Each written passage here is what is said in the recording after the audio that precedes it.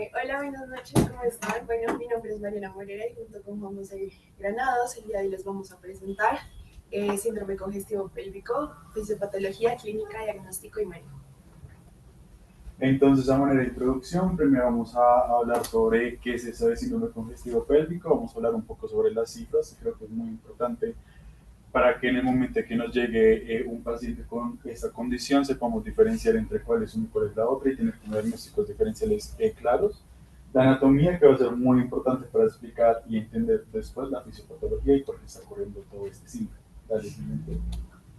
Entonces, la definición, ¿cuál es? Entonces, en primer lugar, tenemos que es una causa frecuente pero subdiagnosticada de dolor pélvico crónico en mujeres, especialmente en edad reproductiva. Esto va a ser muy importante porque si ustedes se ponen a pensar en edad reproductiva en mujeres, dolor pélvico, tenemos muchos diagnósticos diferenciales. Entonces, esa es la primera cosa difícil a la que nos vamos a enfrentar cuando nos encontremos en urgencias y nos llegue como este tipo de clínica, por el hecho de que va a ser muy difícil diferenciar.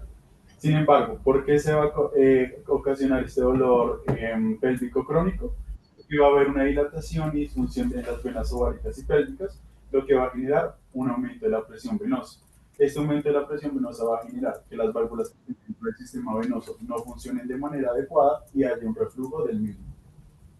Hablando de la epidemiología, se estima que alrededor del 15% de las mujeres de entre 18 y 50 años, el síndrome congestivo puede afectar el 15% de estas mujeres. Y al nivel global pues, del mundo, el dolor pélvico crónico va a afectar dentro del 24 y 35% de las mujeres, alrededor 45%, siendo la causa mayor de este dolor pélvico el síndrome congestivo.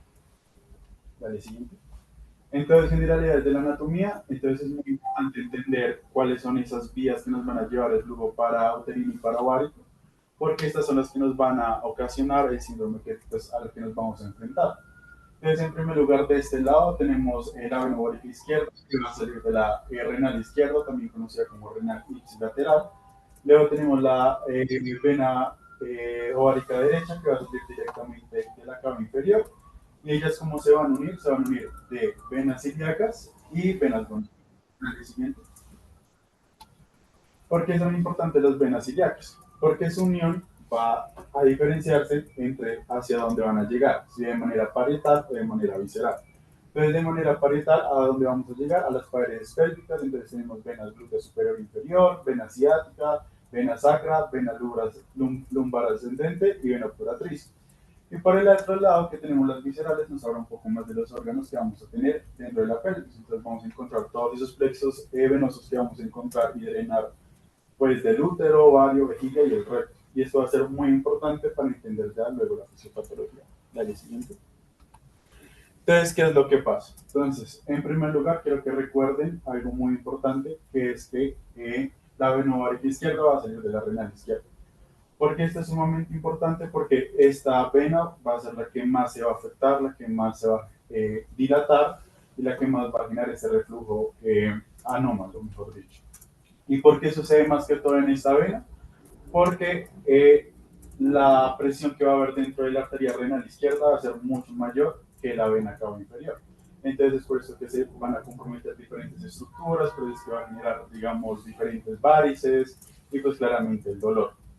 Algo sumamente importante, que ya lo vamos a ver más adelante, es que vamos a tener diferentes razones por las cuales vamos a tener este síndrome. Entonces, digamos, tenemos los obstructivos, que digamos podemos tener ese síndrome muy característico, que es el May-Turner, o incluso el síndrome de Cascanueces.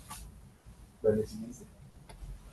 Entonces, la fisiopatología. Dentro del artículo que yo leí y busqué, que es uno de los más recientes, realmente todavía no se sabe por qué es que se causa este síndrome.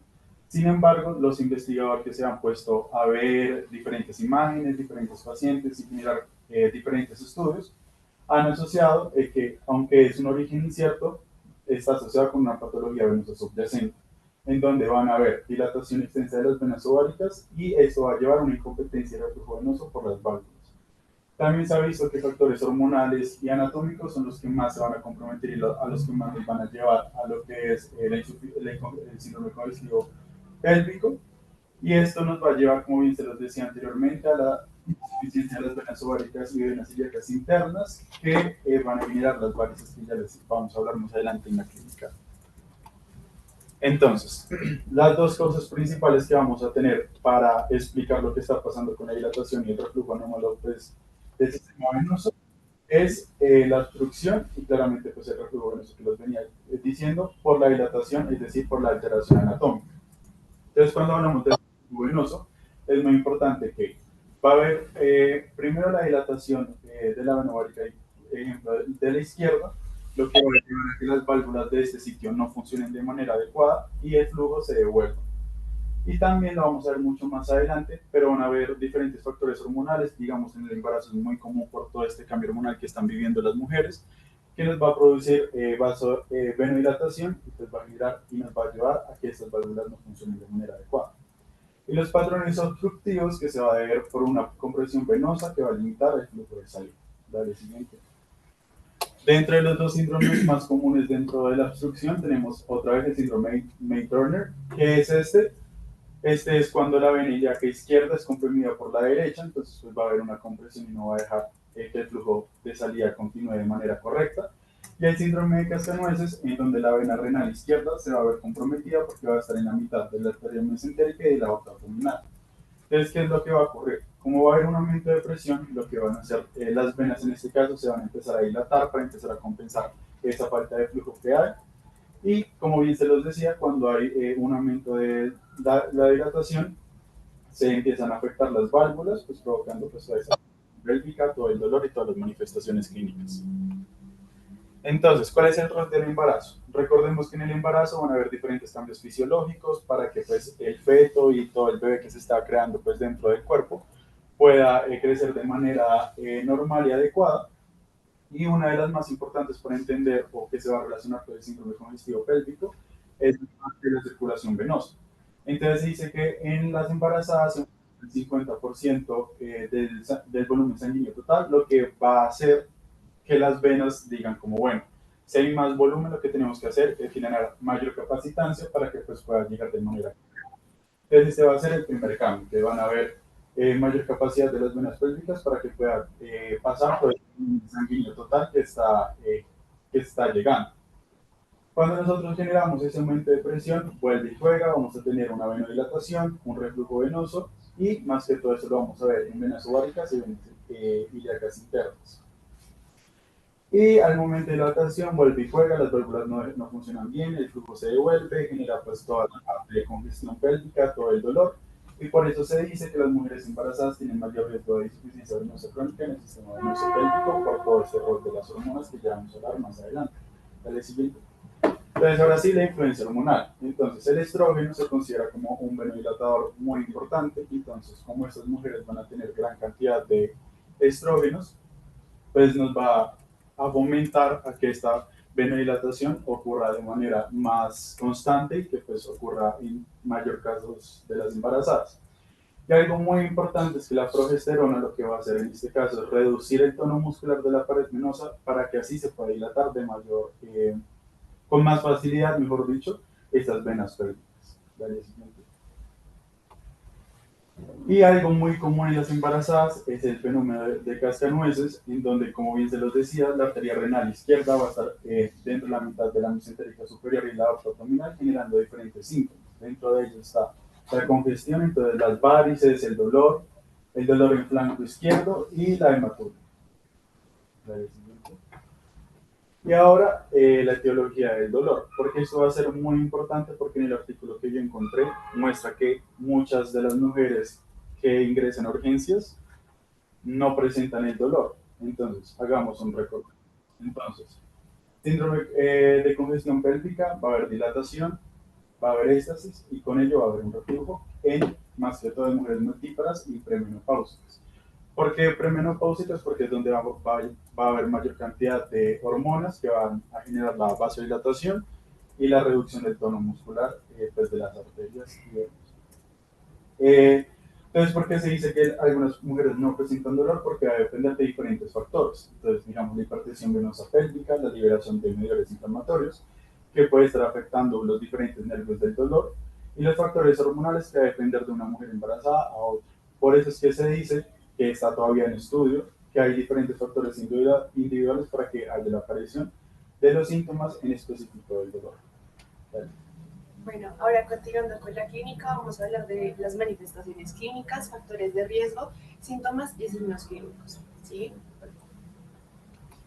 Entonces, manifestaciones clínicas. Entonces, como ya vimos, en general, paciente que llega al servicio, pues generalmente nos va a decir que presenta un dolor pélvico crónico, aunque ya vimos también que puede ser asintomático. El principal síntoma característico va a ser este dolor pélvico crónico, que justamente está asociado a esta insuficiencia venosa en la región específicamente abdominopélvica.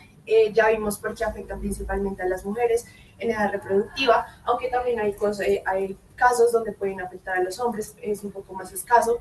Y importante, la clínica puede ser muy variable, entonces no tenemos como específicamente un signo, un síntoma que nos presente nuestro paciente, que manifieste y que nosotros digamos tiene precisamente un síndrome congestivo pélvico. Entonces hay que siempre evaluar muy bien la clínica porque estos síntomas y signos pueden superponerse con otras patologías como pueden ser patologías ginecológicas, urológicas y gastrointestinales. Entonces, en cuanto a los factores de riesgo, vemos que son edades entre 30 y 50 años, embarazos múltiples, justamente por la que ya veníamos hablando de la fisiopatología, aumenta el volumen sanguíneo y por lo tanto aumenta la presión intraabdominal, entonces va a comprimir y pues esto puede ser un factor predisponente pues para la presentación de este síndrome congestivo pélvico. Las alteraciones hormonales, justamente también en el embarazo o también mujeres que estén tomando anticonceptivos orales, puede aumentar los niveles de estrógeno y como ya vimos, esto también puede aumentar la dilatación de estas vías.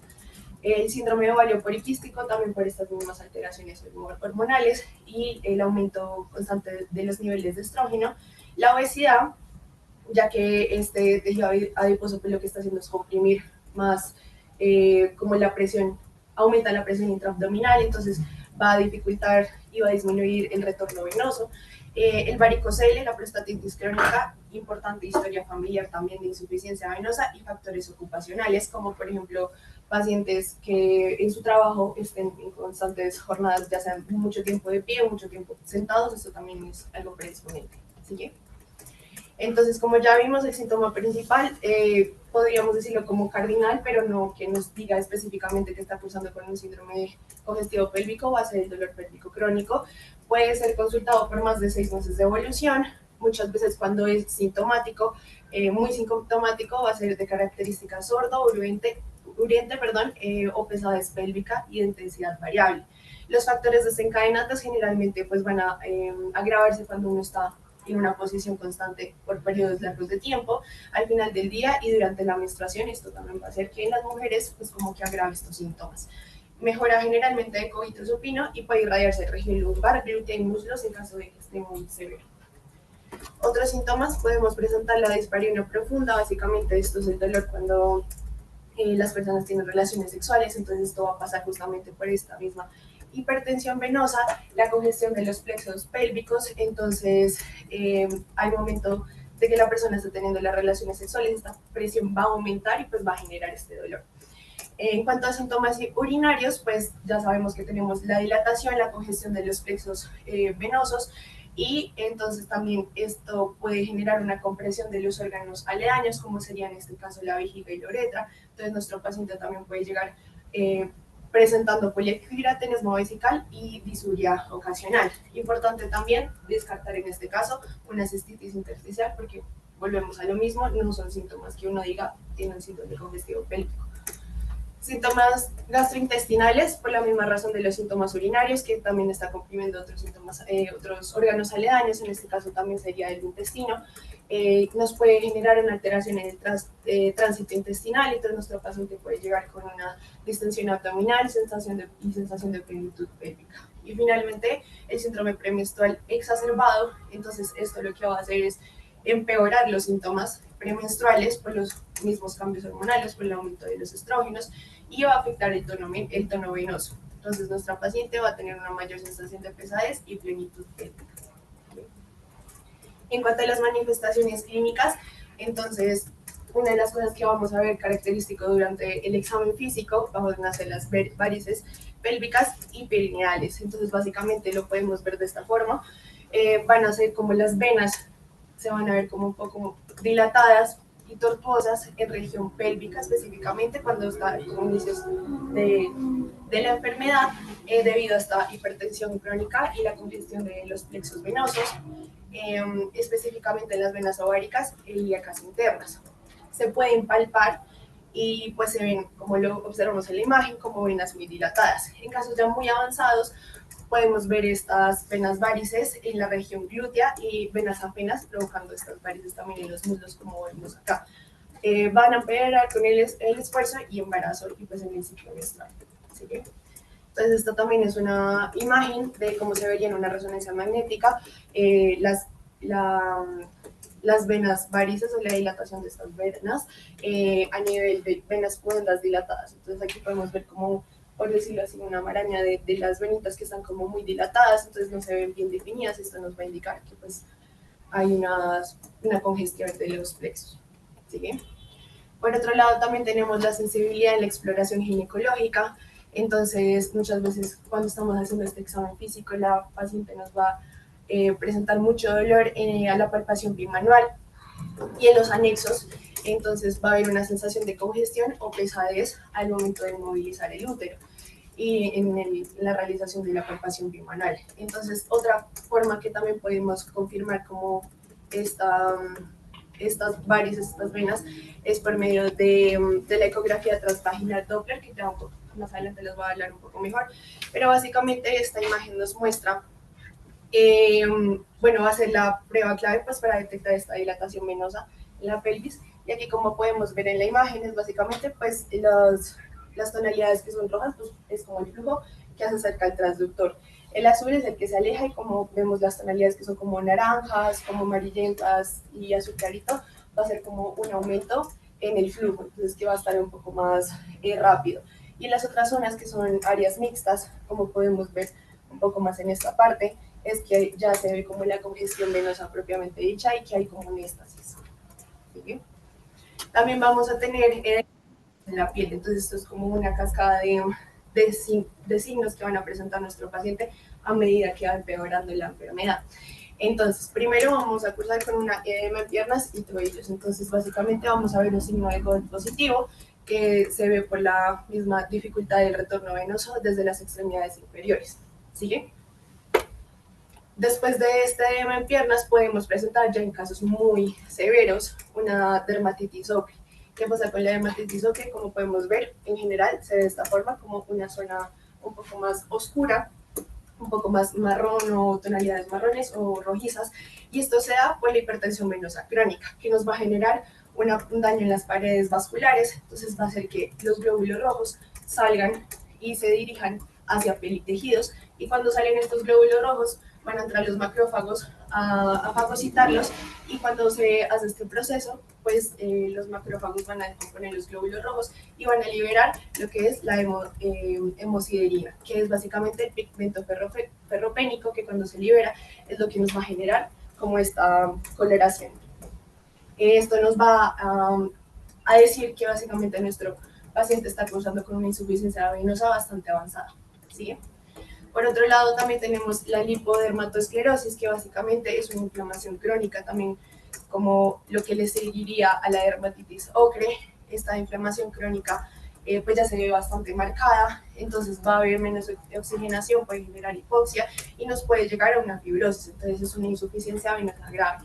Como lo podemos ver en esta imagen, el signo se llama botella de champán invertida, entonces como podemos ver es como si fuera un cuello de botella que nos puede mostrar aquí el caso de la fibrosis, y también podemos ver un poco de la dermatitis ocre, y en la parte superior pues ya sería como el edema propiamente dicho. ¿Sigue? La consecuencia de esta lipodermatoesclerosis puede llegar a haber úlceras venosas en región supramalleolar, justamente por esta poca oxigenación que está llegando a estas partes, entonces va a impedir la regeneración del tejido y pues nuestro paciente va a estar mayormente predispuesto a la generación de estas úlceras. ¿Sí? Entonces, pues esta imagen pues va a mostrar como el desarrollo de todos los pasos que les vine diciendo. Entonces aquí vamos a ver unas venas normales, unas arañas vasculares que aún no las vamos a llamar como tal venas varices. Ahora sí aquí las llamamos venas varices, que ya se ven como un poco más dilatadas, que a la palpación pues se van a sentir como saliditas un poquito, el edema y la dermatitis ocre, que ya vimos cómo funciona, y por también esta misma fisiopatología pues nos va a generar las venas, la úlcera varicosa. En cuanto al diagnóstico, pues vamos a ver la evaluación clínica, criterios de diagnóstico claves, métodos de imagenología, exámenes de laboratorio y diagnósticos diferenciales. ¿Sí? Entonces, en cuanto al diagnóstico, como lo vimos desde el principio, no hay una única prueba definitiva ni un síntoma cardinal que nos diga que nuestro paciente tiene sí o sí un síndrome congestivo pélvico. Entonces, debemos sí o sí realizar una historia clínica muy detallada y mirar siempre antecedentes. Para justamente también descartar otras causas de origen ginecológico, urológico o gastrointestinal. Entonces, pues esto básicamente mirar si nuestro paciente cursa con un dolor pélvico crónico mayor a 6 meses de evolución, tipo pesadez o ardor, que empeora en bípedes también, prolongada y mejora de cúbito supino, presencia de la esparidunia, que no, pues, no es necesariamente que nuestro paciente lo tenga que presentar, también puede tener los síntomas urinarios o digestivos muy inespecíficos, historia de embarazos múltiples, justamente por la misma fisiopatología que ya les comentamos. Y en el examen físico, pues a ver la presencia de las varices valvulares, perineales o en la cara interna del muslo, que nos indica algo un poco más avanzado. Dolor a la palpación bimanual del útero y en anexos o parámetros. ¿Sí? Entonces, la primera de la cual vamos a hablar sería la ecografía Doppler transvaginal, que ya se las había mencionado. Esta sería como la primera línea para mirar estudios con respecto al síndrome congestivo pélvico. Entonces, podemos ver que hay presencia de venas ováricas y pélvicas dilatadas necesariamente mayor a 6 milímetros, un reflujo venoso en maniobra de Valsalva. Entonces, decimos que si hay un reflujo venoso prolongado mayor a un segundo, entonces en venas ováricas o ilíacas internas nos va a sugerir una insuficiencia venosa, una congestión de plexos venosos. Cuando el patrón de reflujo o de flujo es muy lento, nos va a indicar que hay un éstasis o una acumulación de esta sangre en las venas pélvicas, pues justamente por esta misma mala evacuación. ¿Siguen? Entonces vamos a ver un poco más de estas tres imágenes. La imagen A sería una eco transvaginal en escalas grises. Entonces aquí podemos ver unas venas varices pélvicas de gran tamaño, que serían 9 milímetros, y como lo vimos, pues debe ser mayor a 6 milímetros, en región uterovárica izquierda.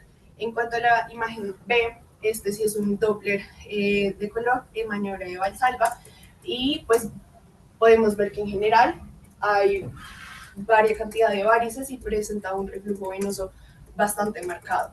Y la D, pues básicamente también es un Doppler color parasagital izquierdo y nos muestra también la dilatación en esta vena ovárica izquierda. ¿Sí? Otros métodos tenemos el angiotac y la angioresonancia. Entonces la angiotac, pues sabemos que se usa en este caso una radiación ionizante como medio de contraste yodado, entonces nos va a permitir la visualización de la dilatación venosa y este mismo reflujo de la pelvis. Es justamente un proceso o un tipo de imagen que se va a realizar para realizar un procedimiento de embolización en pacientes con este síndrome congestivo pélvico ya severo. Y la angioresonancia básicamente no tiene la radiación ionizante. Este se utiliza más que todo para pacientes jóvenes o pacientes que están en seguimiento de este síndrome congestivo. Tiene una alta sensibilidad y también va a ayudarnos a diferenciar el síndrome congestivo de otras causas de dolor pélvico crónico. ¿Sí? Entonces, este sería un ejemplo de una angioresonancia. Entonces, vamos a visualizar un reflujo venoso sin contraste yodado, como ya habíamos hablado. Observamos también una congestión venosa alrededor del útero. Entonces, aquí vamos a ver como el útero, la congestión venosa la vamos a ver en esta zona. Y básicamente nos va a hablar que hay unas varices periuterinas que van a estar relacionadas pues, al útero y están alrededor de este mismo. Vamos a ver una diferenciación de tejidos blandos, entonces esto también nos va a permitir evaluar si el dolor pélvico es de origen vascular, como lo vemos acá, o si hay alguna otra causa, como sería la endometriosis. Entonces aquí tenemos bastante claro que la causa de este dolor pélvico va a ser por estas mismas varices periuterinas. ¿Sí? Tenemos como último método de imagen, sería la venografía pélvica con cateterismo selectivo, que esta se va a realizar cuando necesitemos confirmar. Entonces, si ya realizamos una ecografía Doppler, o todavía estamos como dudosos de si o no tiene un síndrome digestivo pélvico, a causa de una causa venosa, pues vamos a realizar esta venografía. Básicamente, esta venografía lo que nos va a permitir es visualizar detalladamente, un poco más detalladamente, las venas pélvicas, para identificar lo mismo que los otros, dilataciones, también tortuosidades, reflujos característicos de este síndrome congestivo. Esto se va a realizar por medio del acceso por una arteria femoral o yugular, y se va a aplicar un medio de contraste en venas ováricas y ilíacas, y pues podemos ver la presencia de venas pélvicas y ováricas tortuosas dilatadas, y la presencia también de colaterales venosos, que también nos van a mostrar como un estasis de este flujo sanguíneo o algún trayecto irregular.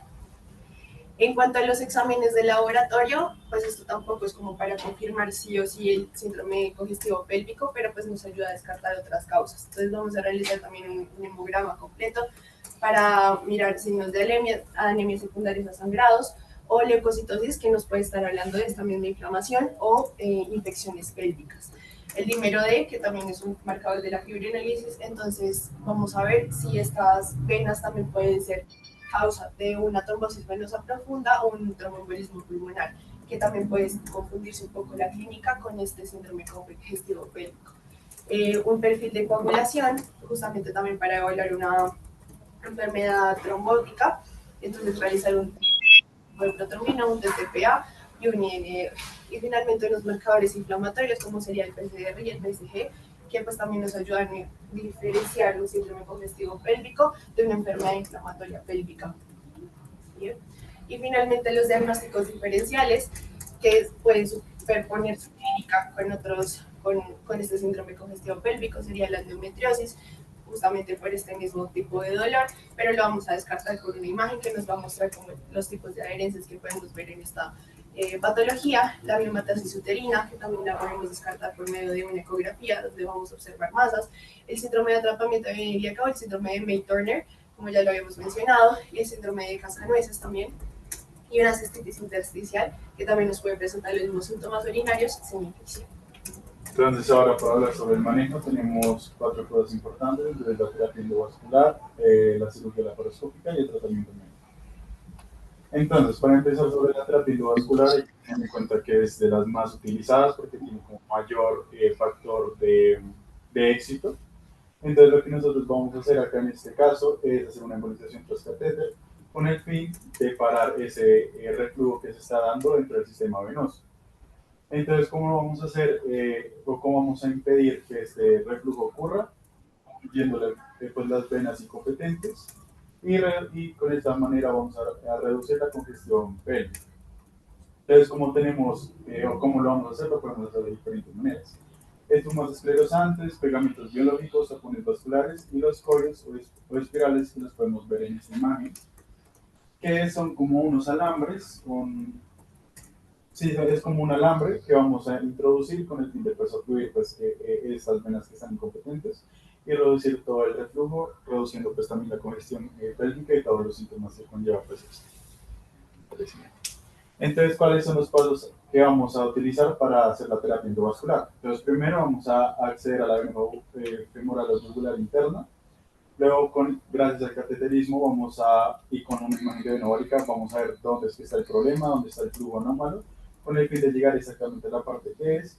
Y por último, vamos a colocar cualquiera de las opciones que yo les dije anteriormente, con el fin de generar trombosis venosa del vaso y cerrarlo, fluirlo, con el fin de que el reflujo anómalo ya no pues, esté dentro del cuerpo y no genere más congestión.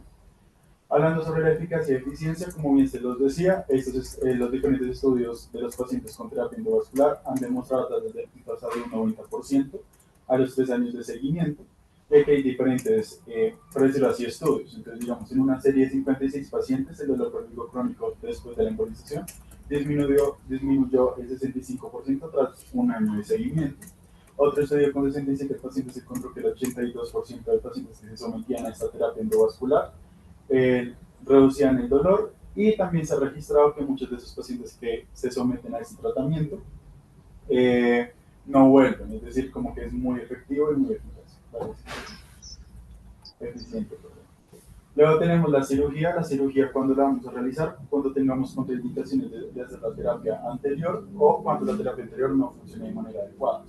¿Y cuál es nuestro objetivo de hacer este abordaje quirúrgico? Es aliviar la compresión y pues, disminuir este reflujo venoso que se está yendo a diferentes partes pues, del sistema.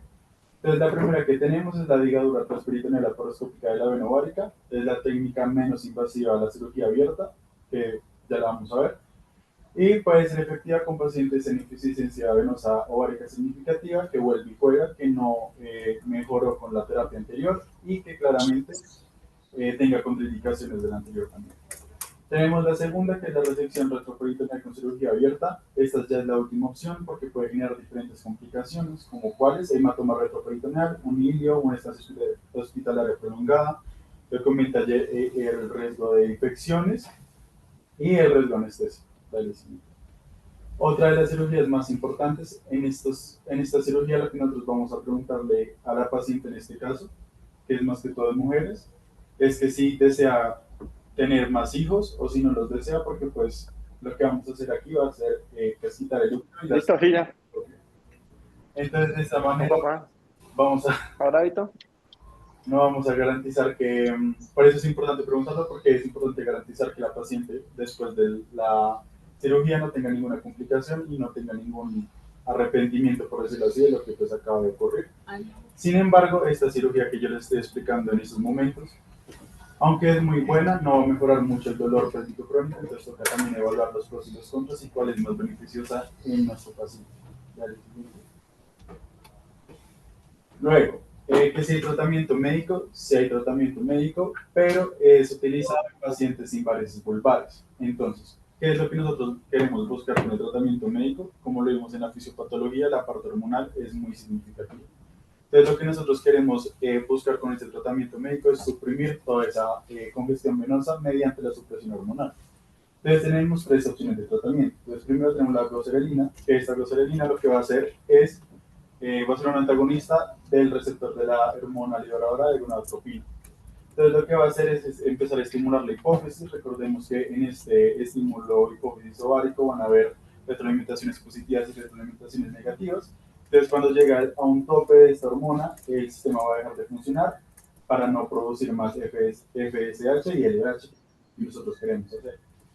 Luego tenemos el acetato de medroxiprogesterona, que en este caso lo que va a hacer es antagonizar el receptor de progesterona, y se ha visto que cuando nosotros dejamos de aplicar este medicamento, que la paciente lo deja de consumir, vuelve el dolor. Entonces realmente aquí comprobamos que esa parte hormonal es muy importante en las mujeres y que realmente lo que nosotros vamos a hacer para aliviar un poco este dolor es suprimir la parte hormonal. Y por último, el implante de entenogestrel, que esto es lo que va a hacer es evitar la ovulación mediante mediante la supresión de la LH. Y ya en pacientes con varices vulvares, que los podemos ver aquí, pues una imagen como la persona clínica, pero en la vida real, es pues hacer un manejo integral. Entonces, lo primero que vamos a intentar hacer es la embolización de la vena pélvica, que es preferida sobre la ligadura quirúrgica de la vena ovárica. Sin embargo, en el caso de que ninguna de las dos funcione y pues ya tengamos varios y no podamos utilizar el manejo médico, vamos a utilizar la escleroterapia, que es como introducir un líquido que va a generar esclerosis, fibrosis, con el fin de ocluir pues, ese flujo anómalo.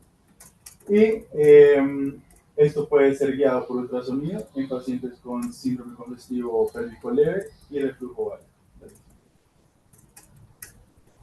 Y ya este es el síndrome que yo les venía diciendo hace como unos minutos, que es el síndrome de cascanueces, en donde la vena renal izquierda va a estar comprimida por la aorta abdominal y por la mesentérica superior. ¿Qué es lo que vamos a hacer en este caso? En primer lugar, vamos a hacer la embolización de la vena gonadal. ¿Por qué de la vena gonadal? Porque cuando tenemos esta obstrucción, el flujo se va a ir hacia las gónadas. Si esto no funciona, podemos hacer una ligadura laparoscópica de la vena gonadal. Y como nosotros vemos en esta imagen, como está tan ocluida, también podemos hacer otra cosa, que es poner un stent endovascular en la vena izquierda para generar más vasodilatación en esa parte y que el flujo pueda ocurrir sin estar comprimido tanto tiempo. Y también hay diferentes tratamientos combinados donde podemos utilizar balones de dilatación de la vena renal, luego embolizamos la vena ovárica y luego hacemos el tratamiento de las varices genitales con coiles, que era el alambre que yo les decía anteriormente. Bueno, y ya finalmente les trajimos un caso clínico que nos dieron aquí de la cardio. Entonces, pues tenemos, pues para evaluar como todo lo que ya venimos diciendo. Entonces tenemos paciente femenina de 41 años de edad, ingresa por cuadro clínico consistente en dolor pélvico, como antecedentes de importancia, 2 partos normales, entonces 2 gestaciones, 2 partos, 0 abortos y 2 nacidos vivos. La paciente tiene tiene resultados normales en la citología vaginal y la evaluación por ginecología descartó patologías ginecológicas y de anexos. Al examen físico presentó presión arterial de 138/95, frecuencia cardíaca de 82 latidos por minuto, frecuencia respiratoria de 18 respiraciones por minuto, saturación de oxígeno de 96, temperatura de 32, pesa 64 kilogramos, mide unos 70 centímetros. Y por otro lado también se observaron al examen físico venas en miembros inferiores con cuadro clínico secundario de insuficiencia venosa en venas gonadales. Entonces, con respecto, pues para que ustedes también participen, con respecto a lo que ya vimos en cuanto al diagnóstico, en cuanto a las imágenes, en cuanto a la patología, ¿qué creen? ¿Cuál sería la imagen que le realizarían? Una ecografía transvaginal con Doppler. Ok, sí. ¿Y cuál sería pues tu diagnóstico como primera impresión? Pues si se descartan ya patologías ginecológicas, pues el síndrome congestivo pélvico. Bueno, si quieres, dale siguiente. Es muy importante lo que tú dijiste, Mari, es que pues cuando llega un paciente con dolor en su región pélvica, pues realmente igual es un cirujano vascular que acaba de ver esto, pues cualquiera va a pensar en síndrome congestivo pélvico. Es muy importante resaltar de que pues, se descartaron patologías ginecológicas, que pues igual puede ser o cualquier patología ginecológica que nos haga pensar en eso. Entonces es muy importante resaltar eso, que no suele ser lo primero que se piensa cuando llega un paciente con dolor pélvico.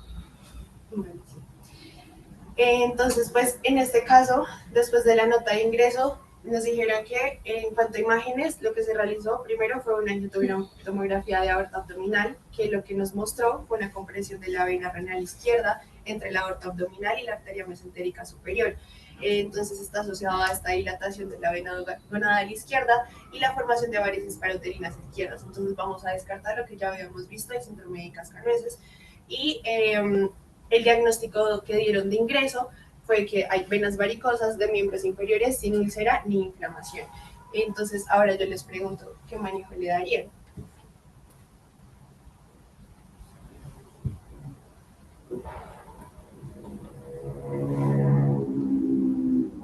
Pues tú nos mencionaste que pues una dilatación de la vena izquierda, entonces pues, las primeras indicaciones que nos dicen pues podría ser manejo con terapia endovascular, entonces pues podríamos con el uso de los coils y después ver si requiere alguna intervención extra.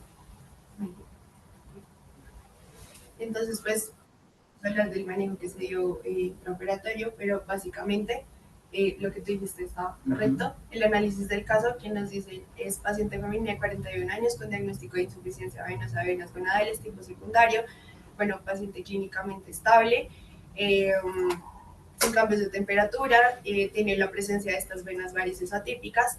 Se revisan estas imágenes prequirúrgicas que ya vimos, ya las hablamos, y decimos que esta paciente sí va a ser candidata para embolización con coils, como lo acabas de mencionar, y stent más oclusión de venas intraabdominales. Entonces se ingresa este procedimiento y pues se pasa a salas.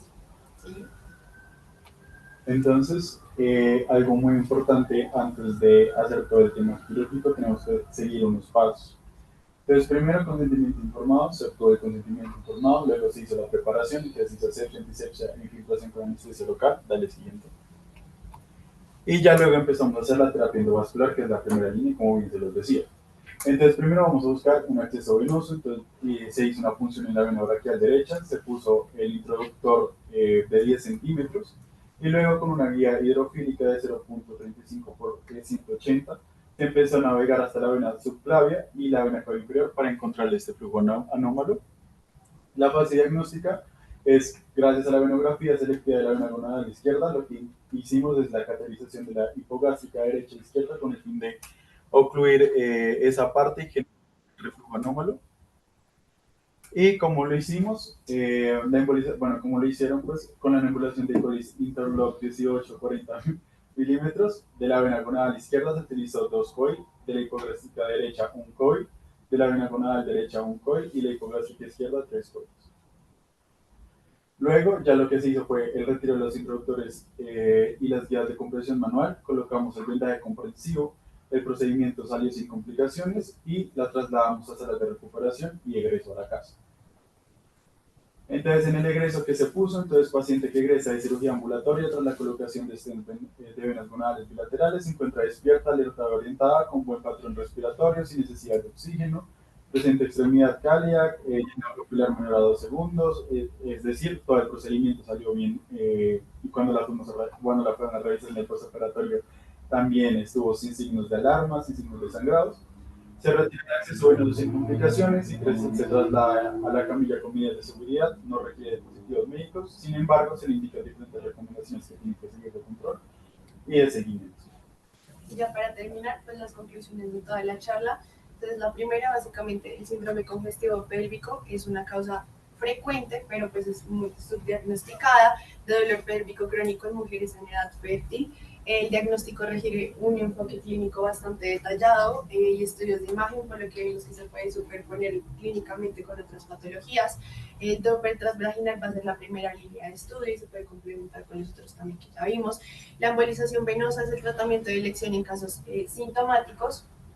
Y finalmente, en casos más severos o con falla de tratamiento, también se puede considerar la cirugía como la ligadura venosa. Al grupo del cirugía vascular les envié unas 4 imágenes del tratamiento que se por los coles. ¿Listo? Entonces, para que por favor lo revisemos todos y pues podamos ver un poquito del tratamiento que nos comentaste sobre la paciente. Que pues esas fueron las imágenes que nos tuvieron pues, ¿Listo? Listo. No sé si sea como bueno proyectarlas. Sí, perfecto, No sé podemos si se puedan proyectarlas. abrir. Me tocará abrir WhatsApp.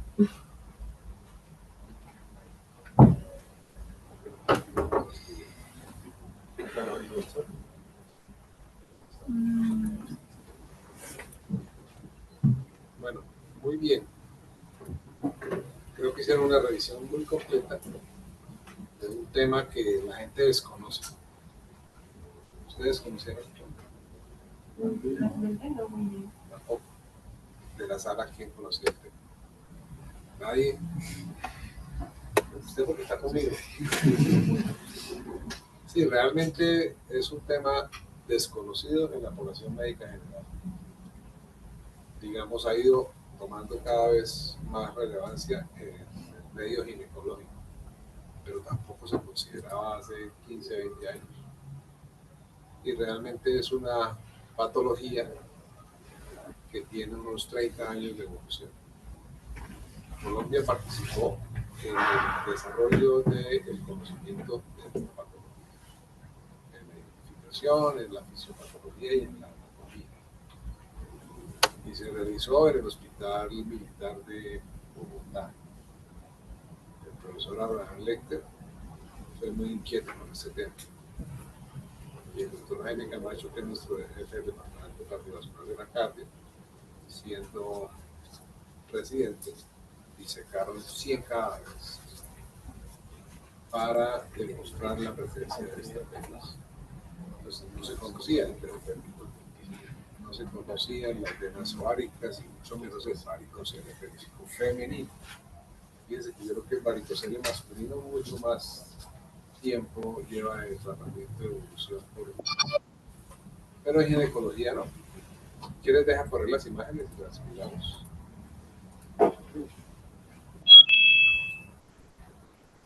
Entonces, para poder hacer acceso a ese territorio, se debe hacer por la vena cava.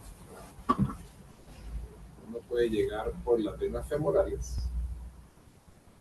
manera ascendente a las ilíacas y llegar a la cava inferior, cateterizar la vena renal izquierda, que es a donde drena la gonadal izquierda.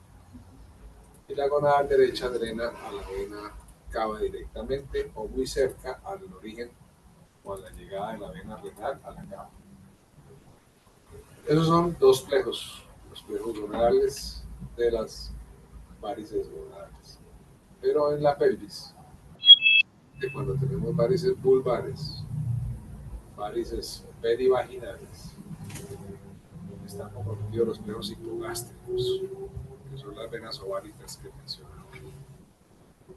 Tenemos siempre que evaluar los 4 plejos. Es una enfermedad muy compleja y está alimentada por esos 4 plejos. Entonces siempre hacemos cabografía, una cabografía y una angiografía de las venas ilíacas, que estamos viendo ahí la imagen de la ilíaca derecha, y en el lado izquierdo, o sea, en la mano, en el lado derecho en la pantalla, están ya embolizadas las venas izquierdas de la gonadal. ¿Sí? Ahí se ve la anastomosis en esa imagen, de la anastomosis de la vena gonadal con la vena hipogástrica, y hay una circulación contralateral al sistema izquierdo. Así de complejo es. Lástima que no hay una imagen donde se ve como una cabeza de medusa apoyada encima del útero, la forma encima del útero, compromiso de los 2 plejos venosos ováricos. Y para que ustedes lo tengan siempre presente, lo mismo pasa en el varicocele, en el testículo, los plejos pampiniformes. Son insuficiencia de estas venas.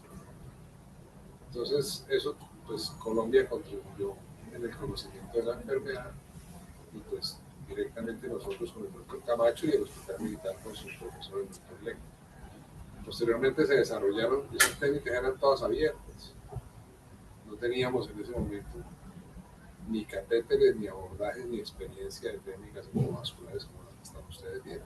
Entonces, se baja un catéter, se hace la flebografía, ahí está identificado el plejo y el paquete venoso dependiente de la vena gonadal izquierda. Ahí está el catéter, se hace esa venografía con contraste y se procede a la implementación intravenosa de un coil. Ese coil es un alambre, se llaman bobinas porque él se bobina de acuerdo al diámetro que viene programado en su tamaño y la longitud del coil. Con eso uno tiene una idea de cuál coil va a usar, para qué lesión le sirve. Estos coils se usan en muchos territorios vasculares, inclusive en el cerebro, en malformaciones pulmonares, en malformaciones cardíacas, en fístulas arteriovenosas. O sea, cumple muchas funciones, y una de esas fue la de comenzar. Es un alambre que está forradito de un material que es como unos filamentos que son altamente tróficos.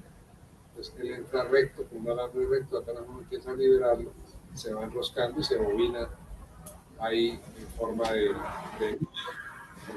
bobina. Y hay otros dispositivos que se pueden usar también, que se usan en Plancer, se usan dispositivos de oclusión para malformaciones vasculares, para arterias grandes, para malformaciones congénitas, que también pueden ser utilizados. Y también muchos de los grupos nuestros han tratado de hacer técnica de sándwich, que es utilizar un esclerosante dentro de la vena en espuma y después cerrar el esclerosante dentro de la vena con un coil en la pasión posterior. Pero como les decía antes, era abierto, va a hacer unas incisiones retroperitoneales bilaterales con un par de hernias un poquito más arriba en la región de la fosa ilíaca bilateral, y disecar las venas que bajan al lado de los uréteres, y se hacían ligaduras de las venas nodales. Obviamente no teníamos el abordaje para las venas hipogástricas, y la cirugía sería mucho más grande. Muchos pacientes se nos quedaban sin tratamiento y venía la recurrencia de la enfermedad. Los primeros diagnósticos.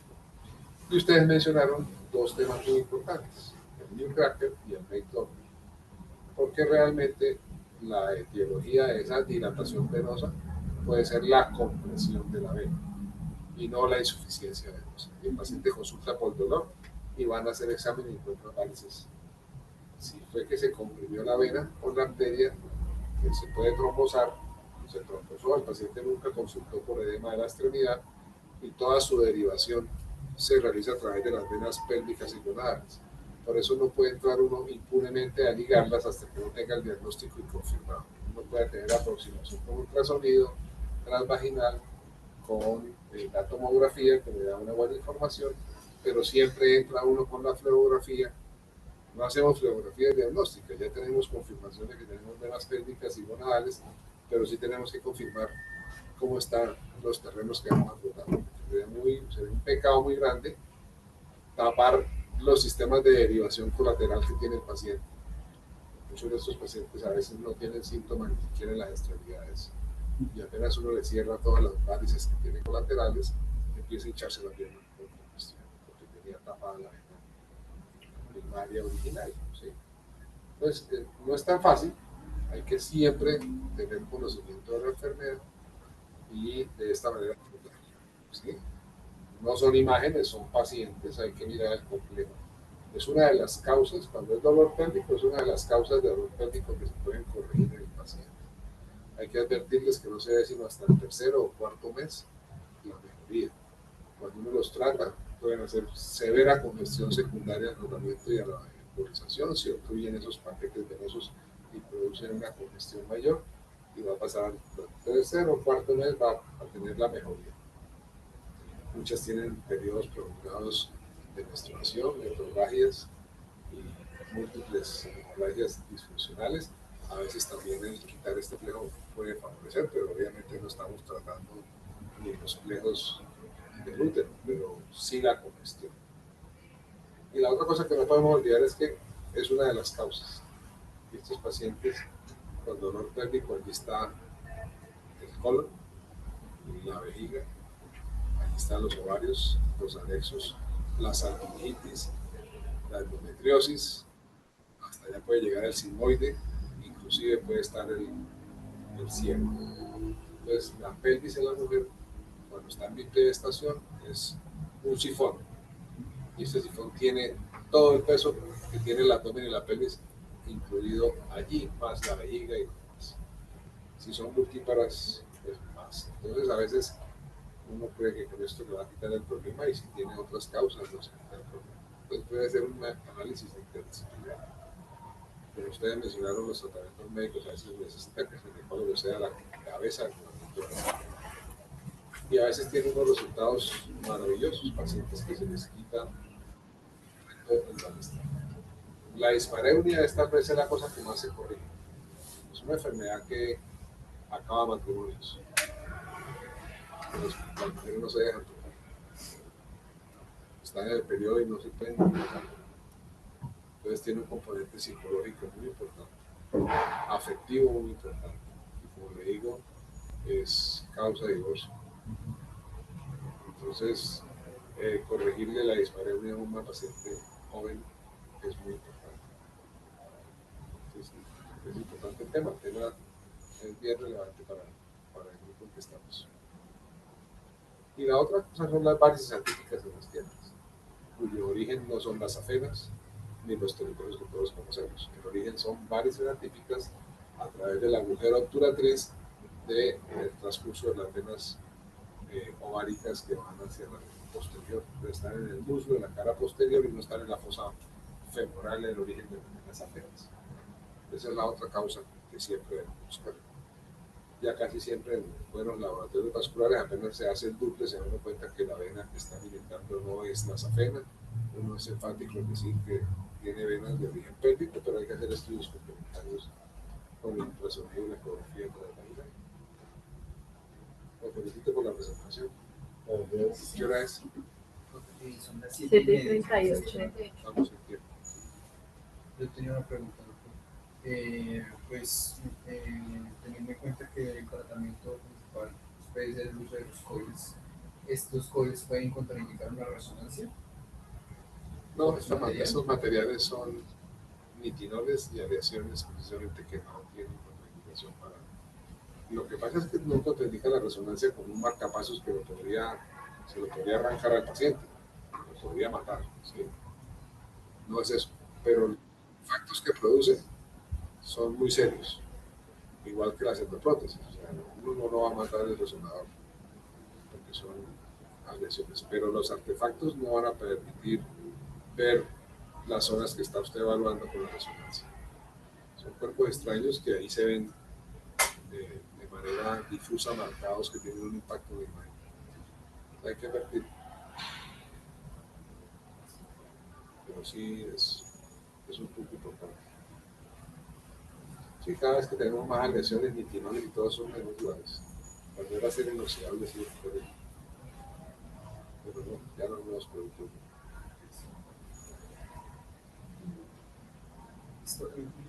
Tenemos preguntas en el chat. Sí. Estamos bajo el poder de Julio. Siempre. No. No sé si alguno de la reunión de Zoom tiene alguna pregunta.